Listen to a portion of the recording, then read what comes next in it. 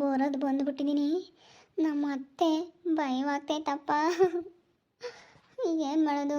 ಏನೋ ಶಾಸ್ತ್ರ ಕೇಳಕೊಂಬಿಡ್ತೀನಿ ಅಂತ ಹೋಗೈತೆ ನಮ್ಮ ಅತ್ತೆ. ಅಷ್ಟರೊಳಗೆ ನಾನು ಅವ್ರ ಮನೆಗೆ ಬಂದು ಹೋಗ್ಬೇಕು. ನಮ್ಮಪ್ಪ ನಮ್ಮಮ್ಮ ನಿನ್ನ ಹತ್ರ ಏನೋ ಮಾತಾಡಬೇಕು ಬಾ ಅಂತ ಹೇಳಿದ್ದಾನೆ, ಹೋಗ್ಬೇಕು. ಅಪ್ಪ ನನಗಂದು ಸಿಕ್ಕಾಪಟ್ಟೆ ಭಯ ಆಗ್ತೈತೆ. ಕಾಲು ಕೈಯೆಲ್ಲ ನಡುಗ್ತಾ ಇದ್ದಾವೆ. ನಮ್ಮ ಅತ್ತೆ ಏನಾದರೂ ಇವ್ರ ಮನೆಗೆ ನಾನು ಬಂದಿರೋ ವಿಷಯ ಗೊತ್ತಾಗ್ಬಿಟ್ರೆ ಏನಿಲ್ಲ ಯಪ್ಪ ಯಪ್ಪ ಯಪ್ಪ ನನ್ನ ಏನಿಲ್ಲ ಇವತ್ತೆ. ಏನು ಮಾಡೋದು, ಏನು ಮಾಡಬೇಕು ಅನ್ನೋ ನನಗಂತೂ ಒಂದು ಅರ್ಥ ಆಗ್ತಾ ಇಲ್ಲ ಯಪ್ಪ ದೇವ್ರೆ. ಸಾಕಾಗ್ಬಿಟ್ಟೈತೆ. ಏನು ಮಾಡೋದಪ್ಪ ಅನ್ನಿಸ್ತೈತೆ. ಅಯ್ಯೋ ಬರೋದು ಬಂದ್ಬಿಟ್ಟಿದ್ದೀನಿ. ನೇಮ್ ಮಾಡೋಕ್ಕಾಗುತ್ತೆ ಧೈರ್ಯ ಮಾಡಿ ಹೋಗ್ಬಿಡ್ತೀನಿ. ನನಗೆ ಗೊತ್ತಿಲ್ಲ ಕಣತೆ ಅಂತ ಹೇಳ್ತೀನಿ. ಮಾತಾಡಿಸ್ತಾ ಅವ್ರನ್ನ ಅಂತ ಏನಾದ್ರೂ ಗಲಾಟೆ ಮಾಡಿದ್ರೆ ಗೊತ್ತಿಲ್ಲ ಕಣತೆ. ನಾನು ಅವ್ರನ್ನ ಏನು ಮಾತಾಡ್ಸೇ ಇಲ್ಲ. ನನಗೆ ನೀವು ಮಾತಾಡ್ಸಲ್ಲ ಅಂತ ನನಗೆ ಗೊತ್ತೇ ಇಲ್ಲ. ಲಾವ್ ಅಂದರೆ ಇಲ್ಲೇ ಇದ್ಲು ಗೊತ್ತಿತ್ತು, ನನಗೆ ಗೊತ್ತಿಲ್ಲ ಅಂತ ಏನಾದರೂ ಒಂದು ಹೇಳ್ಬಿಡ್ತೀನಿ. ನನಗೆ ಅಷ್ಟಿಷ್ಟು ಭಯ ಆಗ್ತಾ ಇಲ್ಲ. ಶಾಸ್ತ್ರ ಕೇಳ್ಕೊಂಡು ಬರೋ ಅಷ್ಟೊತ್ತಿಗೆ ಇಲ್ಲೇ ಪಕ್ಕದೂರಂತೆ. ಹೆಂಗಲ್ಲ ಅಂದರೂ 1 ಗಂಟೆ ಆಗುತ್ತೆ ಹೋಗಿ ಬರೋ ಅಷ್ಟೊತ್ತಿಗೆ. ಹಂಗಂದರೆ ಇಲ್ಲೇನಾದ್ರೂ ಇವ್ರ ಹತ್ರ ಮಾತಾಡ್ಕೊಂಡು ಹೋಗ್ಬಿಡ್ತೀನಿ. ಅದೇನು ಮಾತಾಡ್ಬೇಕು ಅದನ್ನು ಮಾತಾಡ್ಕೊಂಡು ಹೋಗ್ಬಿಡ್ತೀನಿ. ಗೋಪಿ ಗೋಪಿ ಗೋಪಿ. ಓ ಲಕ್ಷು ಬಾ. ಬಂದ ಭಯ ಆಗಿತ್ತೆ ಅನ್ಸುತ್ತಲ್ವಾ ಬರೋಕ್ಕೆ ನಮ್ಮ ಮನೆ ಒಳಗಡೆ? ನಿಜವಾಗ್ಲೂ ನನಗೆ ಕಾಲು ಕೈಯೆಲ್ಲ ನಡುಗ್ತಾ ಇದ್ದಾವೆ. ತುಂಬ ಭಯ ಅಂದರೆ ಭಯ. ಅಯ್ಯೋ ಸಿಕ್ಕಾಪಟ್ಟೆ ಭಯ ಆಗ್ತೈತೆ ನನಗಂತೂ. ಹೇಳ್ಬಾರ್ದು, ಸಿಕ್ಕಾಪಟ್ಟೆ ಭಯ ಆಗ್ತೈತೆ. ಏನು ಮಾಡೋದು ಇಲ್ಲೋಡು. ನನಗೆ ಅಷ್ಟಿಷ್ಟು ಭಯ ಆಗ್ತಾ ಇಲ್ಲ. ನಮ್ಮ ಅತ್ತೆ ಎಲ್ಲ ಶಾಸ್ತ್ರ ಕೇಳ್ಕೊಂಬರಕ್ಕಂತ ಹೋಗವ್ರೆ. ಇನ್ನೊಂದು ಗಂಟೆ ಬರ್ತೀನಿ ಅಂತ ಹೇಳಿ ಹೋಗ್ಬಿಡ್ತು. ನಾನು ಬಂದುಬಿಟ್ಟೆ. ಅಯ್ಯೋ ತಿರ್ಗಿ ಆಮೇಲೆ ನಮ್ಮ ಅತ್ತೆ ನೋಡಿದ್ರೆ ಎಲ್ಲ ಸವಾಸಪ್ಪ ಅಂತೇಳಿ ನನಗೆ ಹಂಗೇನೆ ಒಂಥರ ಭಯ ಆದಂಗೆ ಆಗ್ಬಿಡ್ತು. ಭಯ ಪಡಬೇಡ, ಆರಾಮಾಗಿರು ಸರಿನಾ. ನಮ್ಮ ಮನೆ ಒಳಗಡೆ ಬಂದಿದ್ಯಾ ಅಂತಂದರೆ ನೀನು ತಲೆ ಕೆಡಿಸ್ಕೊಬೇಡ. ಆಮೇಲೆ ನಿನ್ನ ಆಚೆಗೆ ಹೆಂಗೆ ಕಳಿಸ್ಬೇಕು ಅನ್ನೋದು ನನಗೆ ಚೆನ್ನಾಗಿ ಗೊತ್ತೈತೆ. ನಿಮ್ಮ ಅತ್ತೆ ಬಂದ್ರೂ ನಾನು ಹೆಂಗೆ ಕಳಿಸ್ಬೇಕು ಹಂಗೆ ಕಳಿಸ್ತೀನಿ. ನೀನೇನು ಭಯ ಪಡಬೇಡ. ಎಲ್ಲ ಹೋಗಿದ್ದೆ ಹಿಂಗೆಲ್ಲ ಹಿಂಗೆ ನೋಡ್ಕೊಂಬರೋಣ ಅಂತ ಹೋಗಿದ್ಯಾ ಅಂತ ಅನ್ನು. ಈಗ ನಮ್ಮ ಮನೆ ಒಳಗೆ ಬಂದಿದ್ಯಲ್ಲ, ಅವರೇನು ಈ ಕಡೆಗೆ ಬರಲ್ಲ. ನಮ್ಮ ಮನೆ ಒಳಗೆ ಇಟ್ಲ ಬೊಗ್ಗೂ ನೋಡಲ್ಲ ಅವರು. ನಮ್ಮ ಮನೆ ಕಡೆಗೆ ತಿರ್ಗೂ ನೋಡಲ್ಲ. ಯಾಕಂದ್ರೆ ನಮ್ಮನ್ನು ಕಂಡ್ರೆ ಅವ್ರಿಗೆ ಆಗಲ್ವಲ್ಲ, ಅದಕ್ಕೆ. ನೀನು ಧೈರ್ಯವಾಗಿರು, ಏನು ಹೆದರ್ಕೊಳಕ್ಕೆ ಹೋಗ್ಬೇಡ. ಅಮ್ಮ ಅಪ್ಪ, ಅಮ್ಮ ಅಪ್ಪ ಬರ್ರಿ. ನಿಮ್ಮಪ್ಪ ನಿಮ್ಮಮ್ಮನ ಹತ್ರ ಮಾತಾಡ್ದ? ಏನು ಹೇಳಿದ್ರು? ಅವರೇ ಬರ್ತಾರೆ ಇರೋ, ಅವರೇ ಮಾತಾಡ್ತಾರೆ.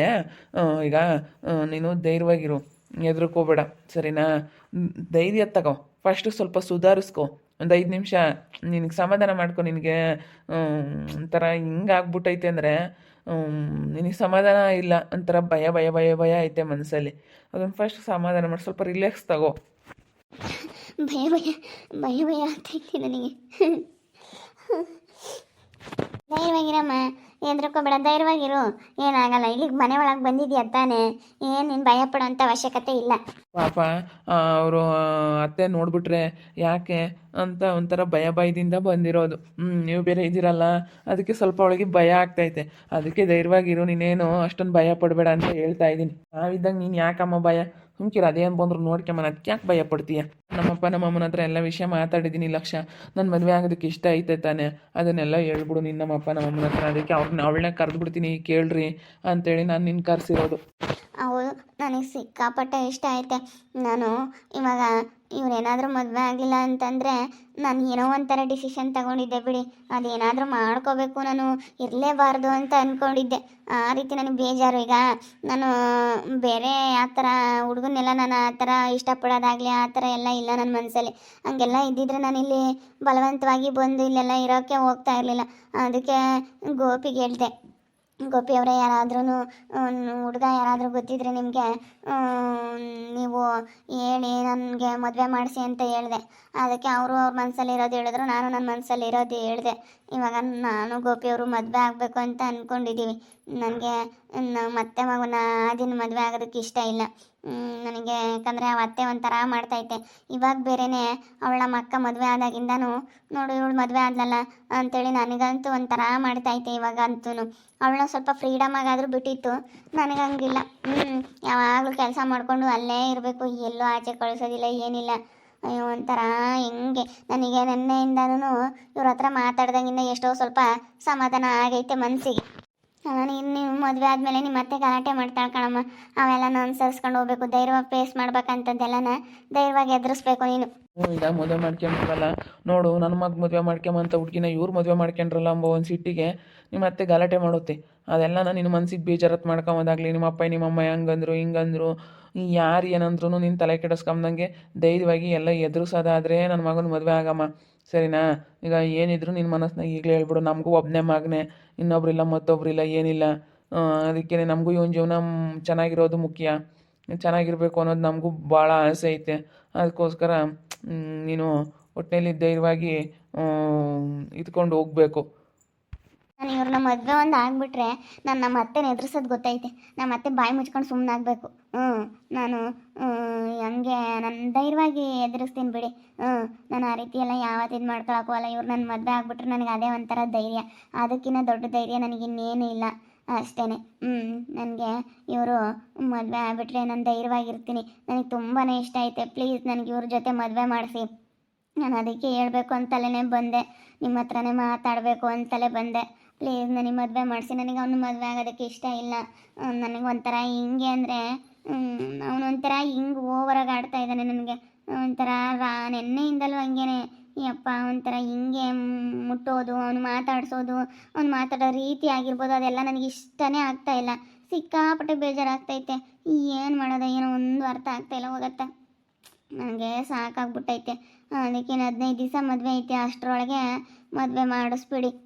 ಎಲ್ಲ ತಯಾರಿ ಮಾಡ್ಕೊಳ್ತಾ ಇದ್ದಾರೆ. ಆ ತಯಾರಿ ಮಾಡ್ಕೊಳ್ಳೋದಕ್ಕಿಂತ ಮುಂಚೆನೇ ಮದುವೆ ಆದರೆ ಬೆಸ್ಟ್ ಅಂತ ಅನಿಸುತ್ತೆ. ಮತ್ತು ಎಲ್ಲ ತಯಾರಿ ಮಾಡ್ಕೊಂಬೋದು ಎಲ್ಲ ಅವರು ಇದು ಮಾಡ್ಕೊಂಡು ಅಂದರೆ ಹೋದ್ರೆ ಹೋಗ್ಲಿ ಬಿಡ್ರಿ. ಅವಳನ್ನ ಮತ್ತೆ ಸಖತ್ತು ಜಂಬ ಐತೆ ಅವಳಿಗೆ, ಹೋದ್ರೂ ಹೋಗ್ಲಿ. ಎಲ್ಲ ತಯಾರಿ ಮಾಡ್ಕೋಬೇಕು. ಎಲ್ಲ ಮಾಡ್ಕೊಂಡ್ಮೇಲೆ ಹೋಗ್ಲಿ.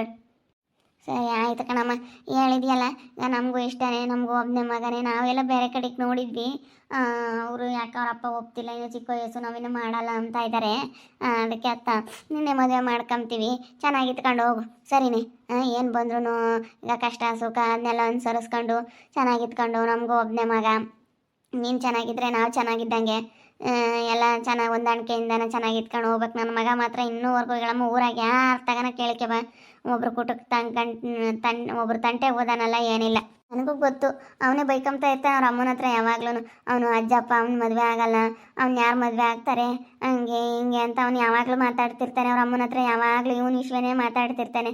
ನನ್ನ ಲಕ್ಷ್ಮಣ ಮದುವೆ ಆದರೆ ಅವನು ನೋಡಿ ಹೊಟ್ಟೆ ಹುರ್ಕೋಬೇಕು, ನಮ್ಮ ಹುಡುಗಿ ಚೆನ್ನಾಗಿರೋದು ನೋಡಿ ಹೊಟ್ಟೆ ಹುರ್ಕೋಬೇಕು ಅಂತ ಏನೆಲ್ಲ ಮಾತಾಡ್ತಿರ್ತಾನೆ. ನನಗೆ ಹಂಗೆಲ್ಲ ಅನ್ನಿಸ್ತು. ಅವ್ನು ಯಾವಾಗ ಇವ್ರಿಗೆ ಬೈಕಂತ ಇದ್ನೋ ಆವಾಗಲೇ ಅನ್ನಿಸ್ತು ನನಗೆ, ನನ್ನ ಮದುವೆ ಆಗೋದಾದರೆ ನನ್ನ ಮನಸ್ಸಲ್ಲಿರೋದನ್ನ ನಾನು ಹೇಳ್ಬೇಕಲ್ಲ ಗೋಪಿ ಅವ್ರ ಹತ್ರ. ಮದುವೆ ಆಗೋದಾದ್ರೆ ನನ್ನ ಗೋಪಿನೇ ಮದುವೆ ಆಗ್ಬೋದಲ್ಲ ಅಂತ ಅನ್ನಿಸ್ತು ಎಲ್ಲೋ ಒಂದು ಕಡೆಗೆ. ಅದಕ್ಕೆ ನನಗೆ ಎಷ್ಟೋ ಸ್ವಲ್ಪ ಮನಸ್ಸಿಗೆ ಸಮಾಧಾನ ಆದಂಗಾಯ್ತು. ಏನೋ ಒಂಥರ ಹೊಟ್ಟೆಯಲ್ಲಿ ಸಮಾಧಾನ. ಇವ್ರ ವಿಷಯನೇ ಮಾತಾಡ್ತಾ ಇರ್ತಾರೆ ಅವ್ರು ಯಾವಾಗಲೂ. ಗೊತ್ತಾಯ್ತಲ್ಲ ನನ್ನ ಮೇಲೆ ಎಷ್ಟು ಕೇಡು ಬಯಸ್ತಾನೆ ಅವನು ಅಂತ. ಅವ್ನು ಯಾವಾಗಲೂ ನನಗೆ ಹಾಳು ಮಾಡಬೇಕು, ನನಗೆ ಕೆಟ್ಟದ್ದಾಗಬೇಕು ಅಂತಲೇ ಮಾಡ್ತಿರ್ತಾನೆ ಅವನು. ಇನ್ನೇನು ತಲೆ ಕೆಡಿಸ್ಕೊಬೇಡ, ಧೈರ್ಯವಾಗಿರೋ, ನಮ್ಮಪ್ಪ ನಮ್ಮಮ್ಮ ಒಪ್ಪಿದ್ದಾಯಿತು, ಇನ್ನು ನಮ್ಮಿಬ್ಬರು ಮದುವೆ ಹಾಗೆ ಆಗುತ್ತೆ, ತಲೆ ಕೆಡಿಸ್ಕೊಬೇಡ. ನಮಗೂ ಒಬ್ಬನೇ ಮಗ, ಈಗ ನಾವು ಗ್ರ್ಯಾಂಡಾಗಿ ಮದುವೆ ಮಾಡ್ತೀವಿ ಅಂದರೆ ಆಗಲ್ಲ. ಹಿಂಗಾಗುತ್ತೆ ಹೇಳು. ಮತ್ತೆ ಅವಳು ಮದುವೆ ಮಾಡೋದ್ರೊಳಗೆ ನಾವು ನಿಮಗೆ ಮದುವೆ ಮಾಡ್ಕೋಬೇಕು, ಇಲ್ಲ ಅಂತಂದರೆ ಕಷ್ಟ ಆಗುತ್ತೆ. ಗ್ರ್ಯಾಂಡಾಗಿ ಮದುವೆ ಮಾಡೋಕ್ಕಾಗಲ್ಲ. ನಮಗೂ ಒಬ್ಬನೇ ಮಗ, ಚೆನ್ನಾಗಿ ಮದುವೆ ಮಾಡ್ಬೇಕಂತ ಆಸೆ.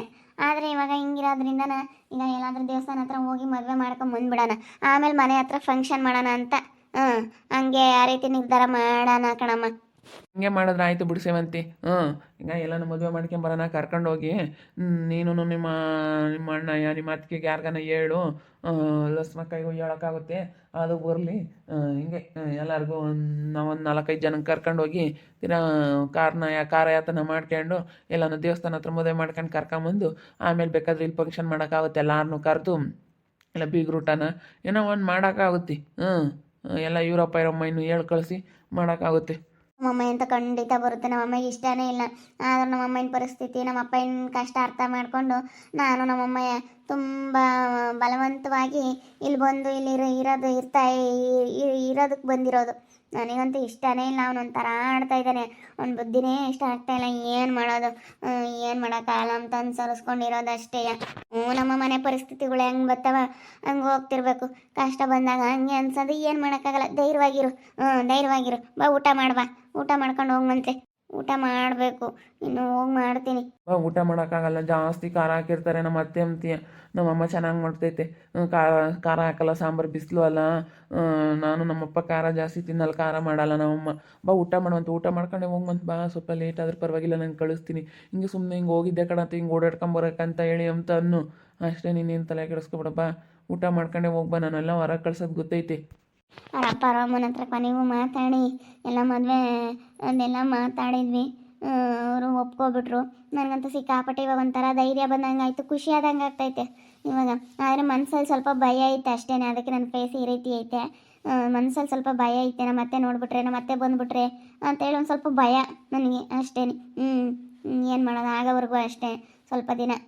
ಆಮೇಲೆ ಯಾಕಬೇಕಪ್ಪ ಅಂತ ನಾನು ಸ್ವಲ್ಪ ಹೆದರ್ಕೊಳ್ತಾ ಇದ್ದೀನಿ ಅಷ್ಟೇ. ಅವ್ರ ಅಪ್ಪ ಅಮ್ಮ ಒಪ್ಪಿದ್ದಾಯ್ತು, ಇನ್ಮೇಲೆ ನಾನು ಧೈರ್ಯವಾಗಿರ್ತೀನಿ. ನೋಡ್ತಾ ಇರಿ, ನೀನೇನಾಗ್ಬೋದಂತ ಮುಂದಿನ ಭಾಗದಲ್ಲಿ ನೋಡ್ತಾ ಇರಿ. ಹಾಗೆ ವಿಡಿಯೋ ಬಗ್ಗೆ ನಿಮ್ಮ ಒಬ್ಬರನ್ನ ಕಮೆಂಟ್ ಮಾಡಿರಿ. ಹಾಗೆ ವಿಡಿಯೋ ಎಷ್ಟಾಗಿದ್ದರೆ ಲೈಕ್ ಮಾಡಿ, ಶೇರ್ ಮಾಡಿ. ಇನ್ನೂ ಯಾರ್ಯಾರು ನಮ್ಮ ಚಾನಲ್ ಸಬ್ಸ್ಕ್ರೈಬ್ ಮಾಡ್ಕೊಂಡಿಲ್ಲ ತಪ್ಪದೆ ಕೂಡಲೇ ಸಬ್ಸ್ಕ್ರೈಬ್ ಮಾಡ್ಕೊಳ್ಳಿ. ಓಕೆ ವೀಕ್ಷಕರೇ, ಧನ್ಯವಾದಗಳು.